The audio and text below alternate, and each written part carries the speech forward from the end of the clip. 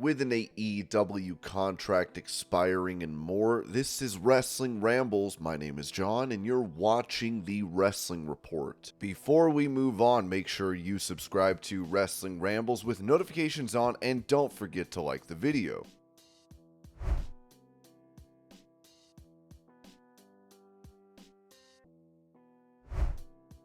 Making an announcement regarding Sting, who is set to retire after AEW Revolution, the promotion posted this: mark your calendars, Thursday, February 22nd, 2024, we'll see the special release of Sting, The Era's EP, thematic music that chronicles the storied career of the icon Sting. Surfer era, Crow era, Showtime Joker era, Icon AEW era, with a special appearance from the one and only Charlie Burnett, drummer of Anthrax. Stay locked into AEW music for all of your updates.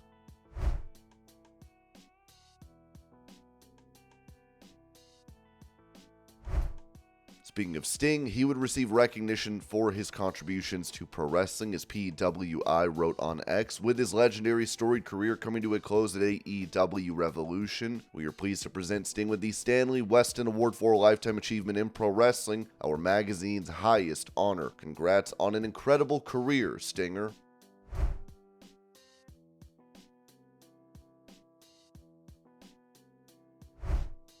Revealing how he made his way to All Elite Wrestling, Scott Garland, more prominently known as Scotty Hotty, told the AEW Unrestricted podcast. So it's kind of out of nowhere, AEW coach producer opportunity. I've done a lot in Europe over the last couple of years wrestling wise, and I was in Europe in July and I got a message from Sanjay Dutt asking if I'd be interested in trying out as a coach and producer, and it was exciting. It kind of came out of nowhere. The only thing was, at the time, with, like you said, I had a 5-week tour of Europe booked for November, so I did. I started at the end of July, and then I worked up to almost Halloween, and then I left for 5 weeks, and then I just returned last week. So it's kind of like I started and it definitely was put on pause, and then I came back, so I'm excited now to really get into the groove and really dive in and start working with people.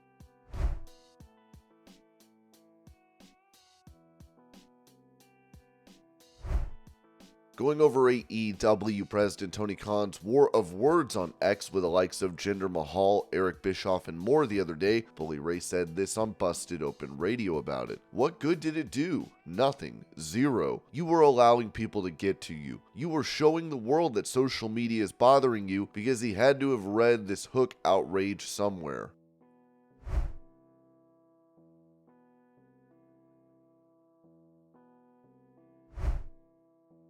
During an interview with TMZ, Natalya would be asked about Jade Cargill, who's been training with her. As she said, I think with Jade, she said, hey, I'd love to come and work with you. And I was like, oh my god, I'd love that. When she came to the dungeon, to me, I absolutely love working with women that come into the WWE. It makes me so excited, and I love how excited she is about jumping into this. I know she has gone through a lot because her mom just passed away recently, so it's a very hard time for her life, but to be able to give someone that type of diversion and be able to say, hey, let's all work together, and I believe we all get stronger together. I'm also excited to be working with her in WWE. I believe in Jade. I think she's going to be awesome. I just think in 2024 and the way women are being used right now and the track we are about to be on for 2024, starting with the Royal Rumble, I just think we are going to see a whole new era of women's wrestling that is going to blow everybody away.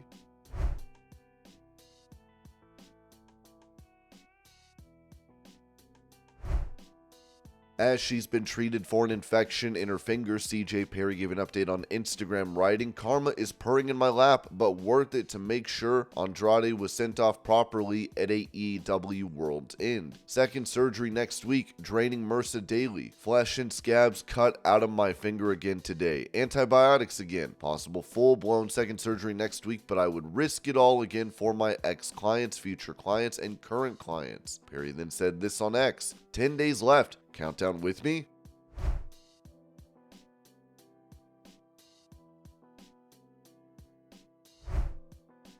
As Matt Riddle recently revealed that he was supposed to win the Money in the Bank ladder match in 2022, Dave Meltzer had this to say about it on Wrestling Observer Radio. It was never 100% anyone. They have not figured it out until the very last minute. And Matt Riddle was one of the people, perhaps even the favorite, but it was not like it was Matt Riddle and changed to Austin Theory.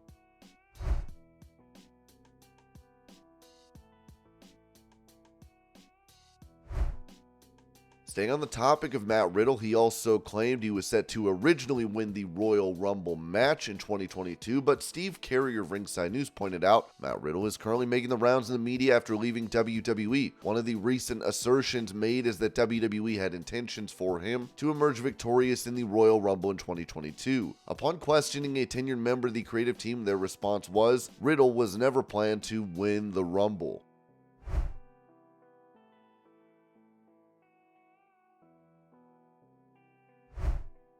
As he was at the All In London event for Swerve Strickland's entrance, DJ Wookid said this about the brawl between CM Punk and Jack Perry that took place backstage that day on Sirius XM's Jim and Sam show. You already know what happened in the back. It was straight Brawl City. I'm not going to talk about that. Blood and killing and death. You might as well say it. I was right there. We were next. They put us to be ready to go. It was like the moment for AEW, and I guess Punk tried to sabotage that moment. He wasn't trying to go out there. I'm in the middle. You know me. I'm the fly on the wall. It was very intense. I always thought it was fake and it's more real. That's crazy is there was a yelling moment where he was like, yo, F this this is our moment. Everybody get the F out there and do your It was very intense. I always respect wrestling after I saw that. There was a yelling moment where Joe was like, F this is our moment. Everybody get the F out there and do your I was like, I don't wrestle, but I was about to go out there. It was very intense. I will always respect wrestling after I saw that. The big guy,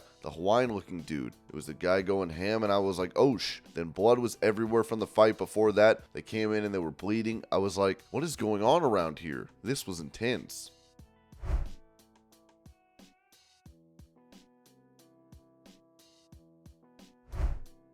Previously, this was said regarding Chris Jericho getting into a physical altercation with Brian Last, noting on Jim Cornette's Drive-Thru podcast, man, there is a story I would love to tell, but I didn't get permission. But him getting knocked out on his own cruise ship by someone he mouthed off to. It's the most incredible story, but I can't talk about that today. Now, Bodyslam.net has reported the incident took place during Chris Jericho's Rockin' Wrestling Rager at Sea, Pardue Second Wave, back in January 2020. During the cruise, there was an altercation between Jericho and former WWE United States and Tag Team Champion MVP, where heated words were exchanged that resulted in MVP knocking out Chris Jericho.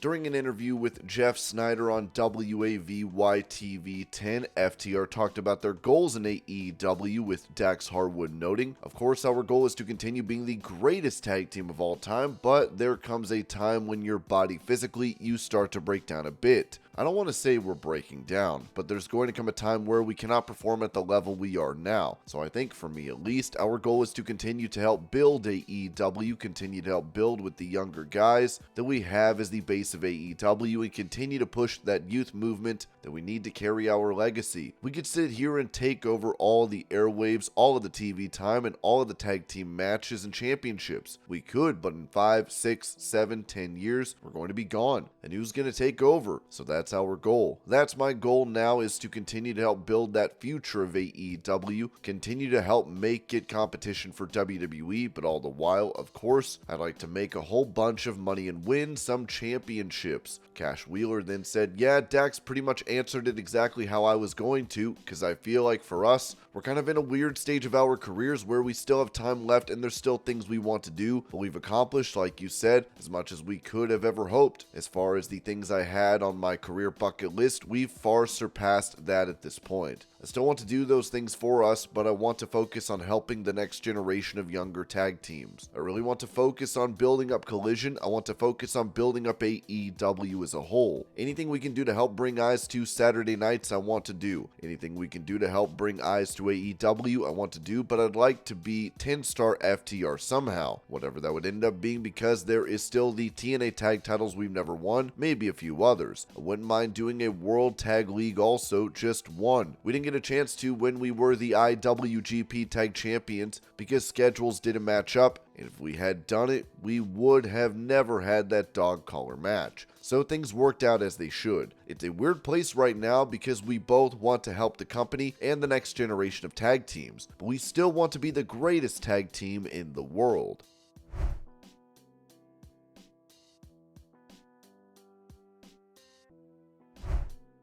Noting what is to come for Bobby Lashley's faction in WWE, WrestleVotes wrote this on X. The plans to christen the Bobby Lashley Street Profits Alliance on last week's SmackDown were abruptly shelved at the 11th hour for undisclosed reasons, an insider shared. I've been informed that these plans remain tentative as the group's trajectory may be subject to alteration. The Pride remains the intended name for the faction.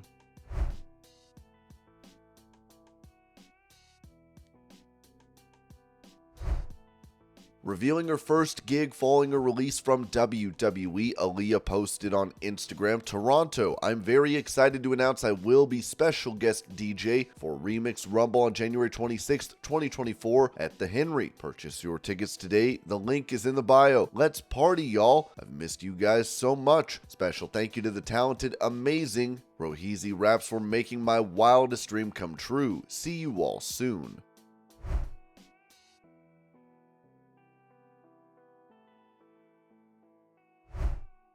Mentioning a new role for Mickie James in the pro wrestling business, Sean Ross Fightful said that Mickie James has joined OVW as creative director and head of female talent. In addition, she'll be executive producer for all OVW wrestling shows.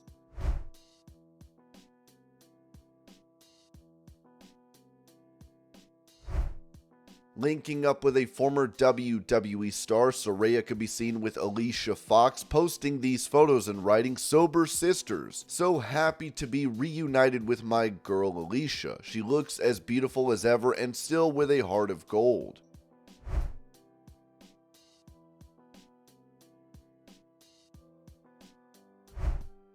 Saraya would also end up taking a shot at fans as she wrote on X, "The IWC are obsessed with how many bumps I take every match. It's bizarre."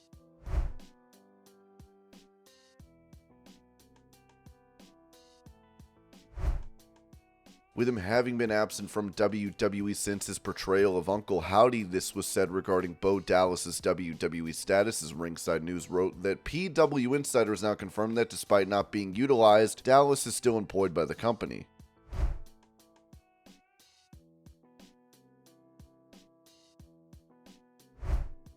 As he previously accused former WWE star Patrick Clark, aka the Velveteen Dream, of filming others in a bathroom during a party, EC3 said this about him on the Wrestling Outlaws: "If he extends an olive branch, I'd definitely accept it. He doesn't need to apologize for anything. I don't believe in apologies that are unnecessary. I mean, I told a story that was verbatimly true that painted him in the light that he was in, and so be it. I am not going to ever stop nor criticize somebody whom truly seeks forgiveness. I think forgiveness is one of the greatest things about being human. To forgive, to be bold enough to ask for it, is pretty impeccable, and I just hope it's true, it's honest, he finds his best self. If someone's working hard to change, the worst thing you can do is hold them to their past. So I do not hold any animosity to the past."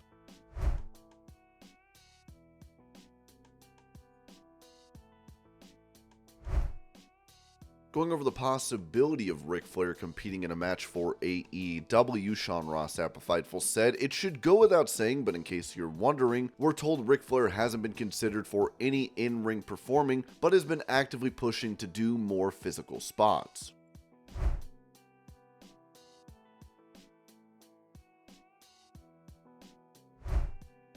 In a clip from his interview on Jackie's NHL show, CM Punk would be asked about a people's elbow that took place at the Winter Classic. "I would not be a serious journalist if I did not ask for your expert opinion on Paul Bissonnette fighting Bowie at the Winter Classic. I assume you saw the clips." Of course you saw the clips. They're viral. The people's elbow dropped by Biz from the top rope. Boom. People's elbow, 4 out of 10. I mean, just choice of move. I understand safety being paramount and everything like that, but like I would like to see Biz like maybe pick him up. Yeah. We can go real old school and do airplane spins. I mean, there was a table right there as well, right? I mean, if you're gonna go for it, you should really commit. Yeah. I think. Oh, 100%. Especially goon like Biz. Come on. Yeah. Yeah. I mean, you should have put him through the table. We expected more of you, Biz. We expected more of you. Yeah.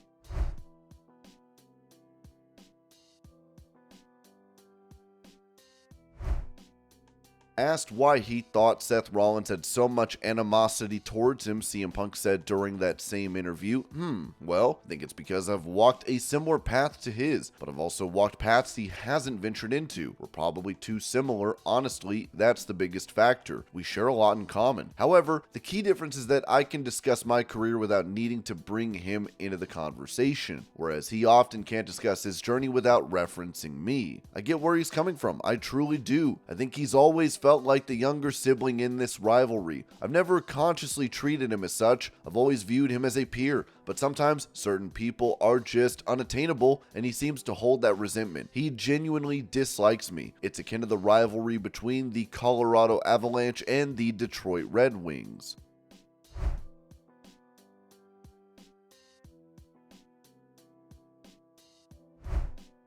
Recalling his backstage incident with Brock Lesnar from the 2020 Royal Rumble, Matt Riddle told Signed by Superstars, "First time I met him, I had talked a lot of trash, so I kind of had it coming. I thought it was all in good spirit and good fun. Plus, I was on the indies, never thought I'd even get signed. So I'm at Royal Rumble, my first time on the main roster. I'm super stoked, and I see Brock Lesnar, and he walks next to me. And I'm like, what's up, dude? Then all of a sudden, his security guard, who I'm good friends with now, came up behind us and he goes, 'You need help with this?' And I'm like, what? And then Brock grabs me by the neck, and he didn't like ragdoll me, but he grabbed me by the neck, then proceeded to tell me we would never work together and keep my effing mouth shut."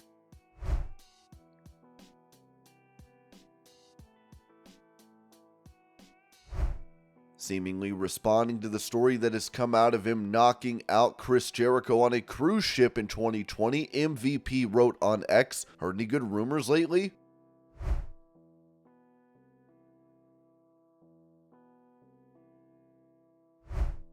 Touching on Sting's final match in AEW, where he and Darby Allin will take on the Young Bucks at Revolution, Jim Ross said on his Grilling JR podcast, "I don't have a problem with it. You know you're gonna get second guessed by today's social media world, no matter who you put Sting and Darby against. Young Bucks are trying to kind of reinvent themselves. You can tell by their attire, their appearance. I thought they cleaned it up pretty good, got the little mustaches and so forth. They're looking for a fresh start, and that's one way to do it. People are going to say, well, what if they don't want to put so-and-so over? I don't look at it that way. This is your job. And so tonight, your job requires you to lose. Let's roll, let's go." Asked if Sting should lose at Revolution, Ross replied, "No. I harken back to my disagreement with beating The Undertaker at WrestleMania with Brock Lesnar. It wasn't necessary, and I still don't agree with that decision, but in any event, it has happened, and people kind of forget about it and moved on a little bit until guys like me and you bring it up. I like what they're doing with Sting. Sting needs to be in a tag. Don't be stupid. He'll feel more confident. The match will have more action. You know, he's not a kid. What is he? 60? Conrad Thompson said he's older than 60. He looks great. He's in great shape. He's always been a workout warrior since he and Luger owned that gym in Atlanta." Ross would also reveal that his contract will be up on February 14th, as he said this about possibly continuing with the company. "I hope so. I would like to finish up with AEW. I have to be realistic about things. I'm the same age as Nick Saban and Bill Belichick and all these cats." When asked about Vince McMahon calling him to return to WWE, Ross said, "I can't come till the 14th.